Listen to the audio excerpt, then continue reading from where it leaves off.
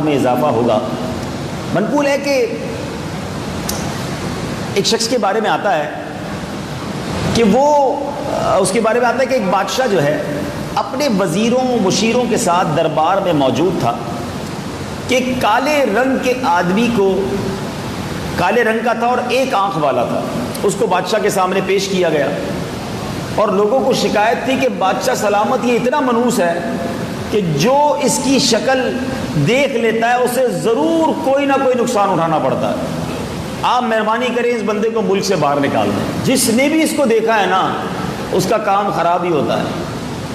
تھوڑی دیر سوچنے کے بعد بادشاہ نے کہا کہ پہلے میں جو ہے نا اس پر تجربہ کروں گا، ایک بندے کے بارے میں ڈیسیشن لینے سے بہتر ہے ایک تجربہ میں بھی کر کے دیکھتا ہوں۔ بادشاہ نے آرڈر دے دیا کہ صبح سویرے اس بندے کا چہرہ مجھے دکھانا سب سے پہلے، اس کے بعد میں اپنا دن اسٹارٹ کروں گا۔ ایسا ہی کیا گیا۔ بادشاہ سلامت کے سامنے وہ کالے رنگ کا ایک آنکھ والا آدمی کھڑا کر دیا گیا، ارلی ان دا مارننگ، صبح ہی صبح۔ بادشاہ اس کو دیکھا، اس نے واپس پلٹ کر آیا، اپنے کام کاج اس نے پلان شروع کیا، دن شروع کرنے کی تیاری کی۔ ابھی لباس تبدیل کر کے اس نے چپل میں پیر ہی ڈالا تھا کہ جوتے کے اندر ایک زہریلے بچھو نے بادشاہ کو ڈنک مار دیا۔ بادشاہ چیخا، خادم آئے، زہر کے اثر سے بادشاہ کا رنگ نیلا پڑ گیا، محل میں شور مچ گیا کہ بادشاہ سلامت کو بچھو نے کاٹ لیا۔ چند لمحوں کے بعد وزیر خاص بھی پہنچ گئے، ہاتھوں ہاتھ شاہی طبیب کو بلایا گیا، ڈاکٹر آئے، بڑی مہارت کے ساتھ علاج کیا۔ اب بادشاہ کی جان تو بچ گئی، بادشاہ سلامت کی جان تو بچ گئی، لیکن کئی دن بادشاہ بستر پر ہی پڑا رہا مریض ہونے کی حیثیت سے علالت کے ساتھ۔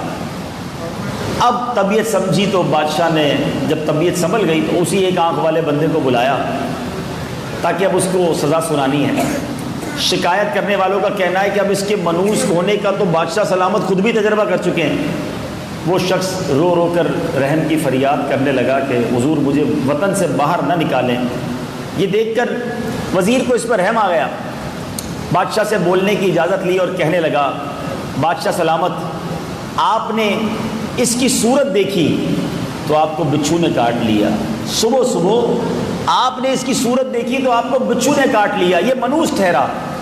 لیکن بادشاہ سلامت ایک اور بات تو سوچئے نا کہ اس نے بھی تو صبح صبح آپ ہی کا چہرہ دیکھا تھا نا، اور اس دن سے آج تک یہ بندہ قید میں پڑا ہے، تو ذرا غور کیجئے کہ پھر منحوس کس کو کہیں گے آپ؟ اگر اس نے آپ کا چہرہ دیکھا ہے، آپ نے اس کا چہرہ دیکھا ہے، تو اس نے بھی تو آپ ہی کا چہرہ دیکھا تھا، اور اس دن سے لے کر اب تک یہ قید میں پڑا ہوا ہے، ظلم ہو رہا ہے اس پر۔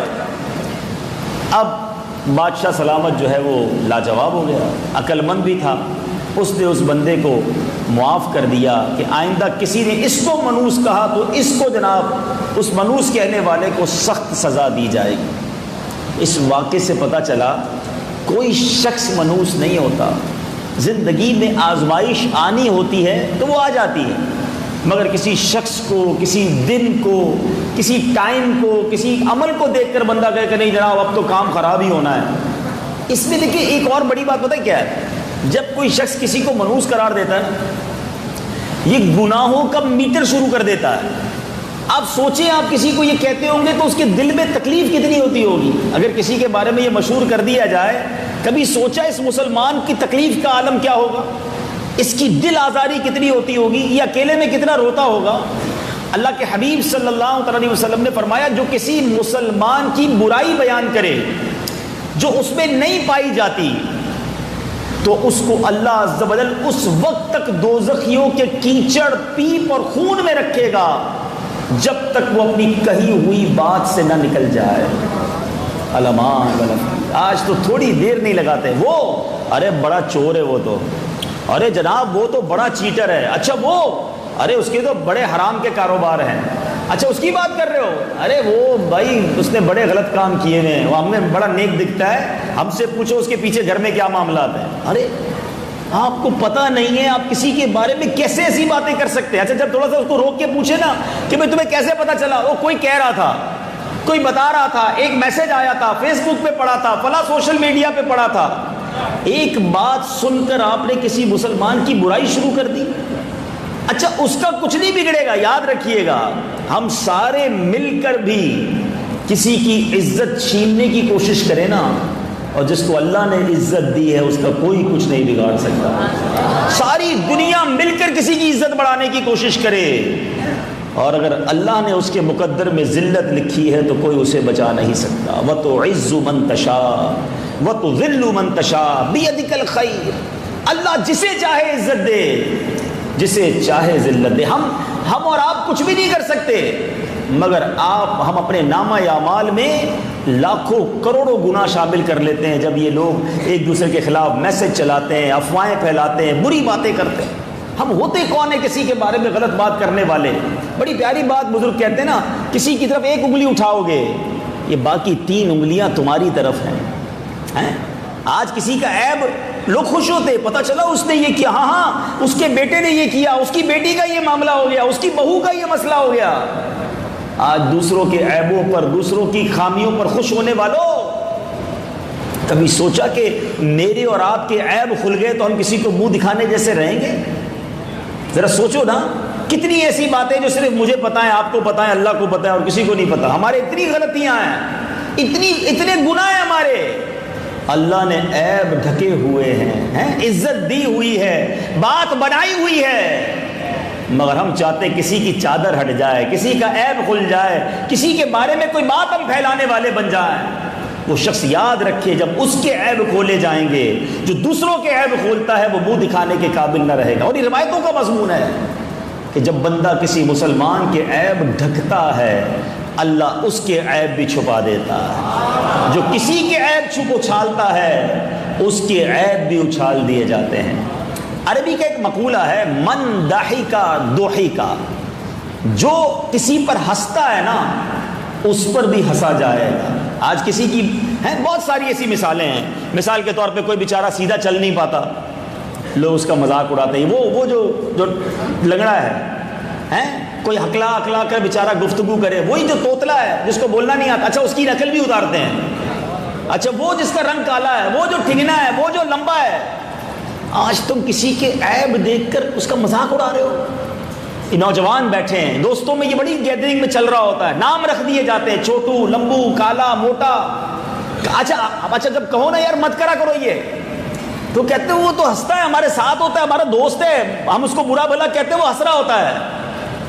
وہ ہنس نہیں رہا ہوتا، وہ اپنی شرم چھپا رہا ہوتا ہے. پوچھو اس سے اس کے دل پہ کیا گزر رہی تھی. کبھی کوئی خوش ہو سکتا ہے اپنی برائی پر؟ وہ گھر جا کے روتا ہوگا کہ یا اللہ تو مجھے موٹا نہ بناتا، تو مجھے لمبا نہ بناتا، مجھے چھوٹا نہ بناتا، لنگڑا نہ کرتا، اندھا نہ کرتا، کالا نہ کرتا. سارے دوست میرا مذاق اڑاتے ہیں. سوچو آپ روزانہ کتنے لوگوں کی دل آزاری کرتے ہیں جب اس طرح چھوٹی چھوٹی باتیں کر کر کے دل پر کانٹے اور تیر برساتے ہیں. کہیں یہ مذاق اڑانا ہمارے لیے عبرت نہ بن جائے.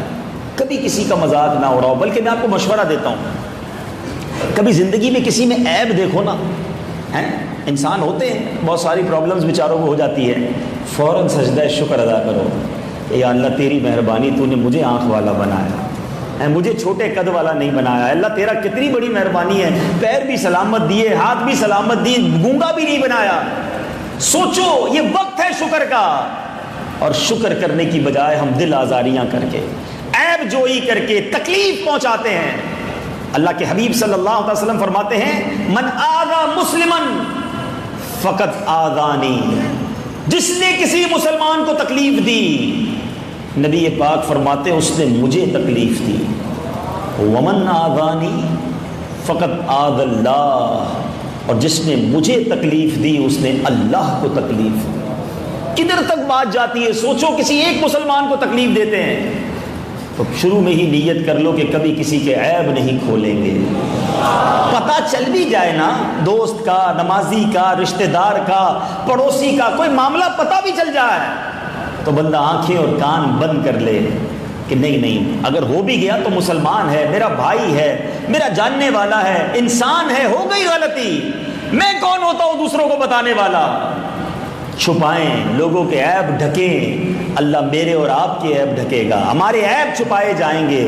اللہ تعالیٰ یہ ذہن ہم سب کو نصیب فرمائے.